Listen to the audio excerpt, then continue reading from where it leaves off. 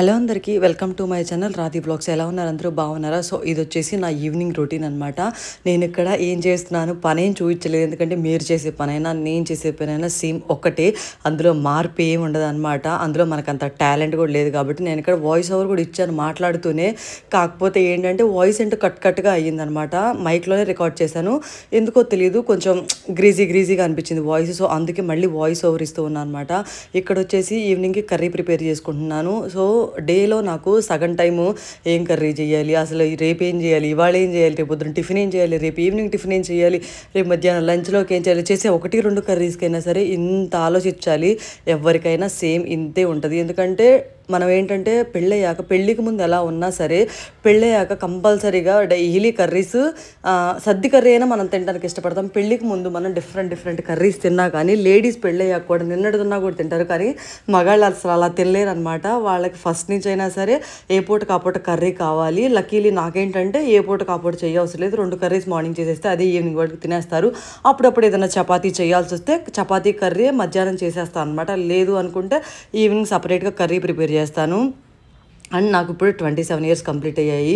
ఇప్పుడు నాకు ఈ పని చేసుకోవడానికి ఎంత కష్టంగా ఉండదో నాకైతే ఒక్కొక్కసారి అనిపిస్తుంది, అసలు మా అమ్మ అప్పుడు ఎలా చేసిందా అని చెప్పి. 16 ఇయర్స్కి పెళ్లి చేసుకుని 18 ఇయర్స్కి నేను పుట్టేసి మళ్ళీ 20 ఇయర్స్కి మా చెల్లి కూడా పుట్టేసింది. ఆల్మోస్ట్ తన 22 ఇయర్స్కి సిజేరియన్ కూడా అయిపోయిందనమాట. తనకి 2 నార్మల్ డెలివరీసే, అండ్ ఇంకా పిల్లలు పట్టుకున్న ఆపరేషన్ కూడా అయిపోయిందనమాట. ఈ 22 ఇయర్స్కి పిల్లల్ని ఎలా కని ఎలా పెంచిందిరా బాబు అనిపించింది. నాకు ఇప్పుడే చాలా కష్టంగా అనిపించింది. అప్పుడు మాకు ఇంకా గేదెలు ఉండేవి, పొలానికి వెళ్ళేది అమ్మ.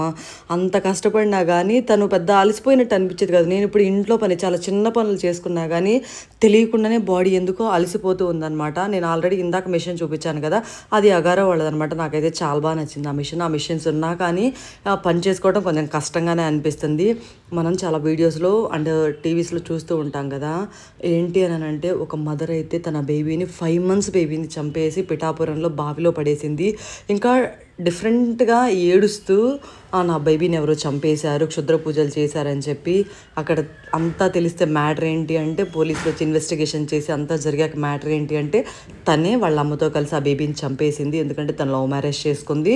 లవ్ మ్యారేజ్ చేసుకున్న తర్వాత ఏదో భార్యాభర్తల ఇద్దరి మధ్య గొడవలు వచ్చేసి ఇప్పుడు తను 2వ పెళ్ళికి రెడీ అవుతుంటే బేబీ అడ్డంగా ఉందని చెప్పి చంపేసిందంట. అసలు పిల్లలు లేక బాధపడేవాళ్ళు కొన్ని లక్షల మంది ఉన్నారు. ఈ వీళ్ళేంట్రా అంటే పిల్లలు కన్నాక చంపేయటం అసలు ఎలా చేస్తారో కూడా అసలు అర్థం కాదు. సో ఇక్కడ వచ్చేసి నేను కర్రీ ప్రిపేర్ చేసుకుంటున్నాను అనమాట. అండ్ ఏంటంటే సోయా చంక్ కర్రీ ఉంటుంది కదా, నేను వంశీ ఫుడ్ అండ్ ఫామ్లో చూసి తేజ గారు చేస్తూ ఉంటారు కదా, ఆ కర్రీ చూసుకొని చేసుకుంటూ ఉన్నాను అనమాట. తేజ గారు బాగా చేస్తారు. నాకు తేజ గారు కానీ భార్గవి గారు చేసే కర్రీస్ కానీ అమ్మ చేతి వంట శ్రావణీస్ కిచెన్ ఈ 3 బాగా నచ్చుతాయి. ఎందుకంటే కొలతతో సహా మ్యాక్సిమం చెప్తారు. ఇప్పుడున్న వాళ్ళు ఏంటి అంటే కొంచెం డ్యాన్స్ చేస్తూ కొంచెం ట్రెండీగా చేస్తున్నారు అనమాట వీడియోస్. అవి ఏంటంటే అంత అర్థం కావదు. రెసిపీ అంతా కూడా డిస్క్రిప్షన్లో ఇస్తారు కదా.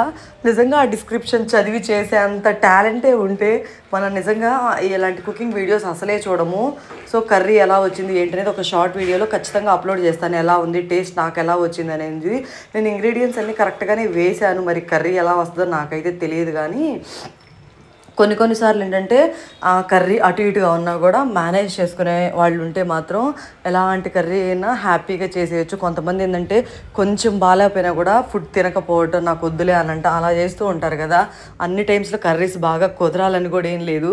సో నేను ఎప్పుడు మైక్ పెట్టుకొని, ఇప్పుడు మైక్ వచ్చాక మైక్ పెట్టుకొని మాట్లాడుతూ ఉన్నా. నిజం చెప్పాలంటే వీడియోలో వేరేవి మాట్లాడాను అనమాట.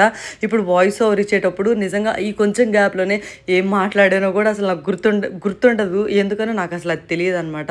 నేను చదువుకునేటప్పుడు కూడా ఎప్పుడు ఫెయిల్యూర్ స్టూడెంట్నే, కానీ మా మదర్ అయితే కంపల్సరీగా చదువు అనేది ఎవరికైనా నీడెడ్ అని చెప్పి MBA వరకు చదివించారు. ఆ MBA వరకు కూడా నేను తప్పుతూ పాస్ అవుతూ ఫెయిల్ అవుతూ చదువుకుంటూ వచ్చానమాట. హ్యాపీగా చదువు అయితే కంప్లీట్ చేసిన. ఒకటి గుర్తుపెట్టుకోండి, మీకు ఉన్నా లేకపోయినా హ్యాపీగా గవర్నమెంట్ స్కూల్స్కి పంపించి మీ పిల్లల్ని చదివించడానికి ట్రై చేయండి. అంతేగాని చిన్న పిల్లలకి పెళ్లి చేసి వాళ్ళ లైఫ్ని అయితే పాడు చేయొద్దు. సటన్ ఏజ్ వచ్చేంత వరకు మినిమం ఆడపిల్లల్ని అయితే చదివించడానికి ట్రై చేయండి. వాళ్ళ కాళ్ళ మీద వాళ్ళు నిలబడతారు. ఎందుకనంటే రేపు ఏదన్నా ఇన్ కేసు హస్బెండ్ ఏదైనా మంచి వాళ్ళు కాకపోతే మినిమం ట్యూషన్స్ లేకపోతే ఇంకొకటి చేసైనా వాళ్ళ లైఫ్ని వాళ్ళు పోషించుకోగలుగుతారు. నాకు ఒక్కసారి ఏమనిపించింది తెలుసా, మనం ఈ చదువు మీద పెట్టే మనీ అంతా ఇంకొక టాలెంట్ మీద కానీ లేకపోతే ఇంకొక బిజినెస్ మీద కానీ ఇన్వెస్ట్మెంట్ చేసుకుంటే మంచిగా లైఫ్లో సక్సెస్ అవుతామని చెప్పి నాకు అనిపించింది అనమాట. ఆ 2-3 లాక్స్ ఆ 5 లాక్స్ పెట్టేసి ఏదైనా చిన్న బిజినెస్ పెట్టుకున్నాం మన ఊర్లో మనం హ్యాపీగా ఉంటామేమో అనిపిస్తుంది నాకు ఒక్కొక్కసారి. అది అందరికీ వర్క్ అవ్వకపోవచ్చు, కొంతమందికి మాత్రం మంచిగా సక్సెస్ అవుతారు. మీరేమంటారో కూడా కామెంట్ చేయండి. అండ్ మీరేం చేసుకుంటారు ఈవినింగ్ టైంలో, ఏం స్పెషల్స్ చేస్తారో కూడా కామెంట్ చేయండి. నేను అంతగా స్పెషల్స్ ఏం చేయను, రోటీకి ఆల్రెడీ కలిపి పెట్టేసుకున్నాను అనమాట. ఇంకా ఇడ్లీ బ్యాటర్ ప్రిపేర్ చేసుకోవాలి.